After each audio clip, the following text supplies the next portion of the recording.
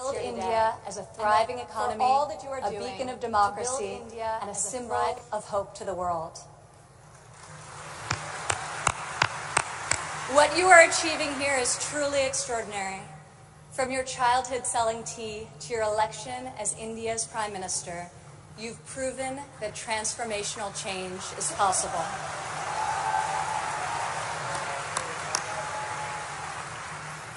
And now you are bringing that promise to hundreds of millions of people across your country.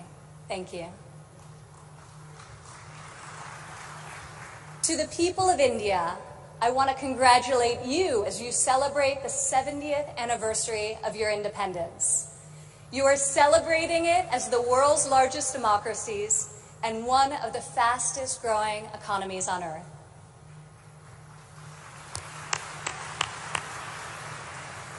Through your own enterprise, entrepreneurship, and hard work, the people of India have lifted more than 130 million citizens out of poverty. A remarkable improvement, and one I know will only continue to grow under the leadership of Prime Minister Modi. All of you are helping India's middle class reach its goal of nearly 500 million people by 2030. You have opened new universities across the country. Your doctors and scientists are discovering medical cures and life-saving technologies. Your engineers and your architects have built modern wonders that grace your skies. And Indian spacecraft have traveled to the moon and to Mars. The people of India inspire us all.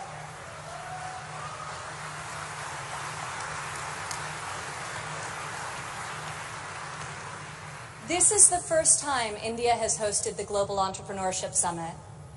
It is a symbol of the strength and friendship between our two people and the growing economic and security partnership between our two nations. As President Trump said earlier this year, India has a true friend in the White House.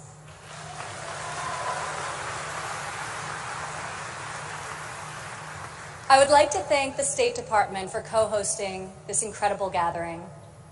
I would also like to thank Governor Narasimhan and all elected Indian officials who are here with us tonight for welcoming us to your beautiful country. Thank you. It's incredible to be in this ancient city brimming with transformative technology.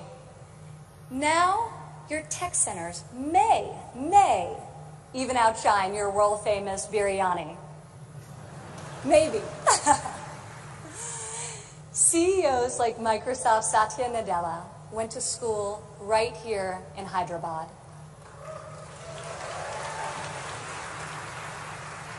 Just a few kilometers away, T-Hub's brand new facility is set to open next year and will become the largest incubator in Asia.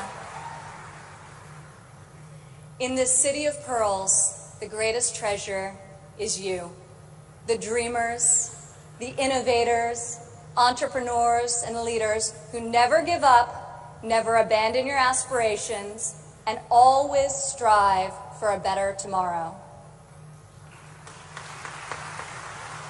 Today, we come together to celebrate what is happening here in India, what is happening in the United States and all over the world. Entrepreneurs are revolutionizing our economies and improving our societies. You are rewriting the rules. You have the inspiration and drive to serve our communities through the projects you start and the businesses you build. You have the grit, the perseverance, and the will to succeed. Each of you started with an idea. You've worked long days and nights to code the next robot, create the next app, find the next cure, and discover the next breakthrough to improve the lives of millions of people. Some may have tried to convince you that the risks are too great, the rewards too small. But you are here today because you are not afraid to fail. You want to own your future. So I want to congratulate you on all that you have already accomplished.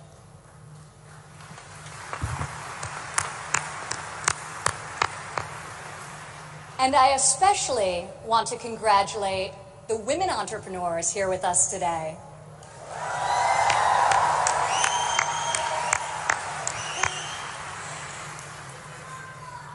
Thank you. This year's summit is focused on a theme that is key to our future: women first, prosperity for all. I'm proud to say that for the first time ever, women make up the majority of the 1,500 entrepreneurs selected to attend this summit. I see all of you out there. Only when women are empowered to thrive will our families, our economies, and our societies reach their fullest potential. As a former entrepreneur, employer, and executive in a male-dominated industry, I've seen firsthand that all too often, women must do more than their male counterparts to prove themselves at work, while also disproportionately caring for their families at home. After my father's election, I saw an opportunity to leave my businesses for the privilege of serving our country and empowering all Americans to succeed. Our administration is advancing policies that enable women to pursue their careers and care for their families, policies that improve workforce development and skills training, and policies that lift government barriers and fuel entrepreneurship so that Americans can turn their dreams into their incredible legacies. In the last decade, women have made remarkable strides in starting new businesses. Globally, between 2014 and 2016, entrepreneurship activity amongst women has increased by 10%. In the United States, within the last decade, the number of women-owned firms has grown by 45%. Even more promising, minority women have started nearly 8 in 10 new woman-owned businesses.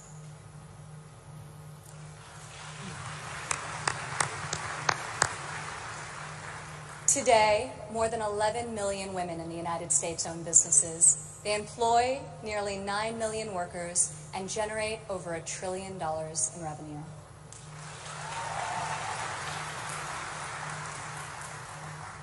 Many women become entrepreneurs and job creators out of necessity. Some weren't given the flexibility they needed at work to care for their families. Others lacked professional sponsors or weren't given a fair shot at a promotion. Instead, women, like the many here today, are charting their own courses and achieving incredible feats. Fueling the growth of women-led businesses isn't simply good for society, it's good for our economy. One study estimates that closing the gender entrepreneurship gap worldwide could grow our global GDP by as much as 2%. The women in this room can lead the way in closing that gap and ushering in a new era of greater prosperity.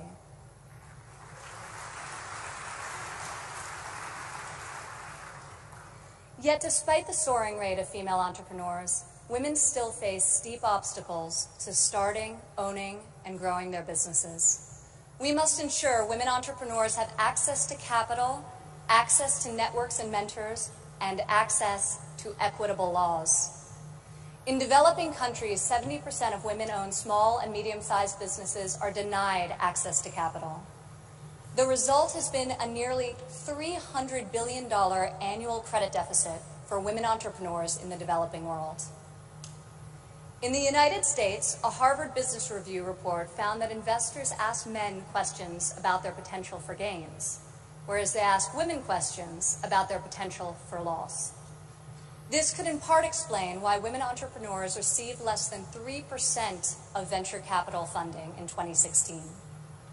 We are working hard to reverse this trend. The U.S. Small Business Administration, for example, increased lending to women by over $500 million this year alone.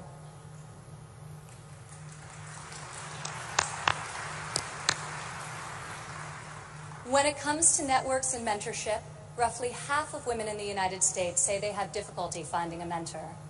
Yet mentorship is critical to success, as each of you knows. Entrepreneurs need professional guidance to help them start and grow their business.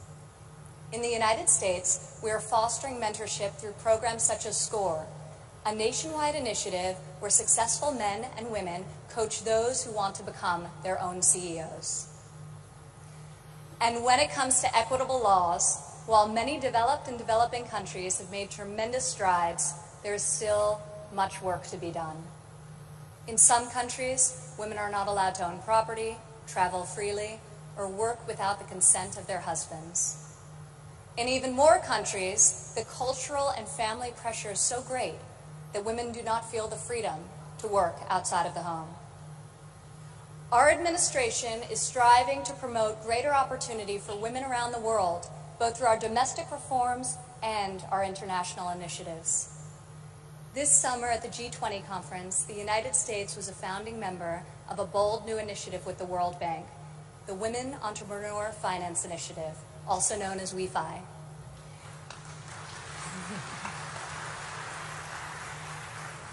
This facility provides access to capital, networks, and mentorship for women in developing countries. WEFI is the first facility to support women entrepreneurs at this scale, and we anticipate it will be able to leverage in excess of $1 billion in public and private financing. This facility also seeks to address the legal and regulatory barriers that limit opportunities for women entrepreneurs. In the last decade, USAID has promoted women's entrepreneurship through a number of programs, including providing microfinance loans to women in Afghanistan and bringing internet access to women in Nigeria and Kenya.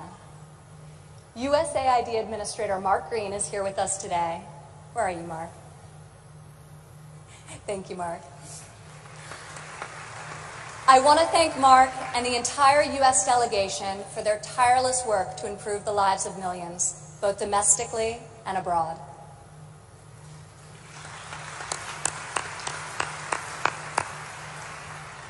Further, as each and every one of you can attest, this summit is yet another powerful example of a U.S. initiative that connects entrepreneurs around the world with investors who believe in your mission and will champion your success. I want to thank the U.S. business leaders who have traveled all the way to Hyderabad for this inspiring event. I also want to congratulate the more than 350 American entrepreneurs who were selected to be with us here today to represent America's brightest talent.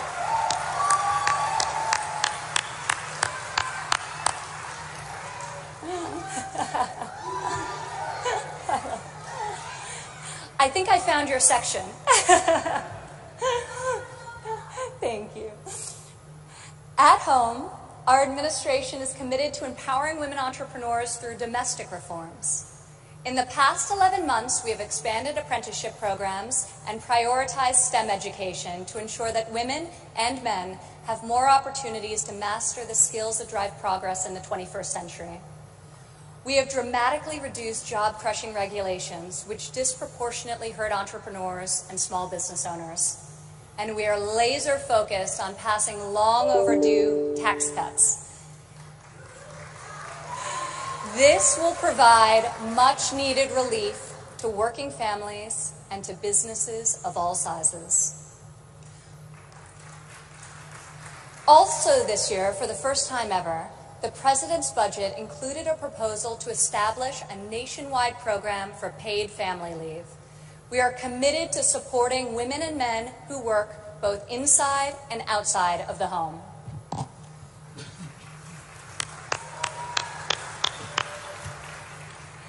When women work, it creates a unique multiplier effect. Women are more likely than men to hire other women, to give them access to capital, mentorship, and networks. Women are also more likely to reinvest their income back into their families and their communities. Here in India, I want to applaud Prime Minister Modi for his firm belief that the progress of humanity is incomplete without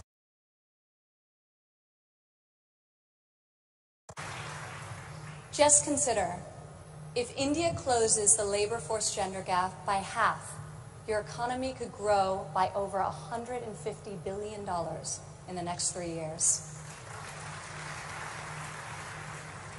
As we kick off this 3-day summit, I encourage everyone here to come together, learn from each other, and find new ways to lift barriers in our society so that women are free to innovate, empowered to succeed, and able to leave our children a brighter future.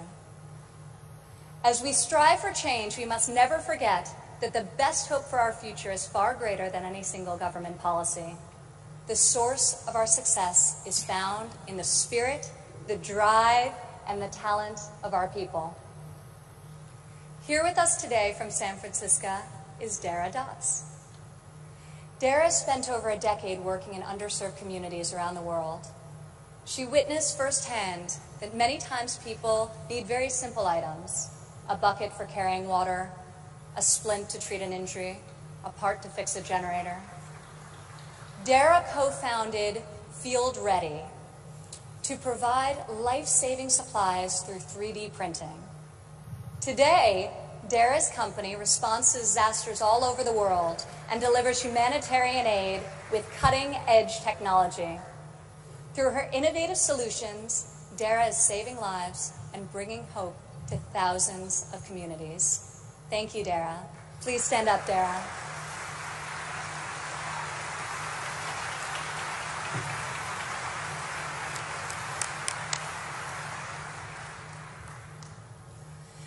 Rajlakshmi Bhartakar joins us from Bangalore, India. When her son began having seizures at a young age, she decided to create her own solution to better monitor his health. Stand up.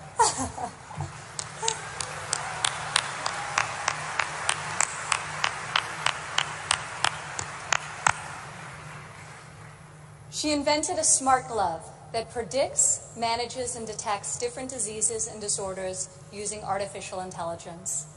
Now her company, Terra Blue, aims to make specialty healthcare accessible in even the most remote places in India. Rajlakshmi, your courage and determination is truly remarkable. Congratulations. Thank you.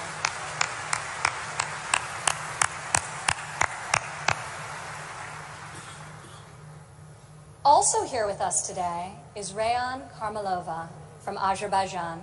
Rayan, please stand up.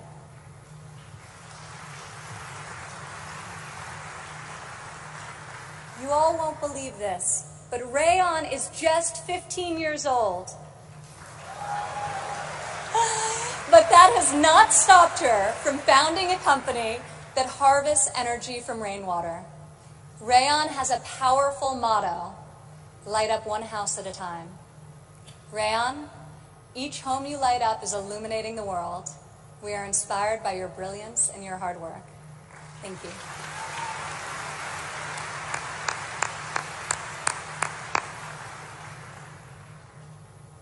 These women represent the vision, the ambition, the grit of every entrepreneur here today. You are saving lives, creating jobs, and bringing hope to our communities. You are transforming our societies one business and one customer at a time. You prove to the world that we have the power to rise above the challenges of our day and to pioneer new pathways forward and to leave our mark on this moment in history. Just think about how much better the world would be if all of us, men and women, are empowered to dream big, aim high, and work together towards a more just and prosperous future.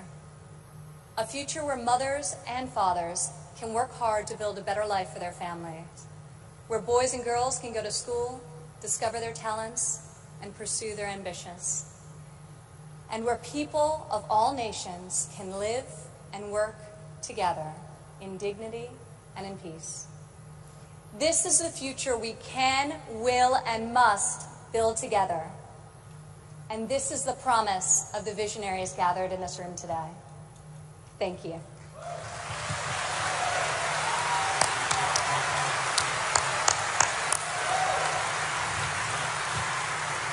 Thank you, Ms. Ivanka Trump.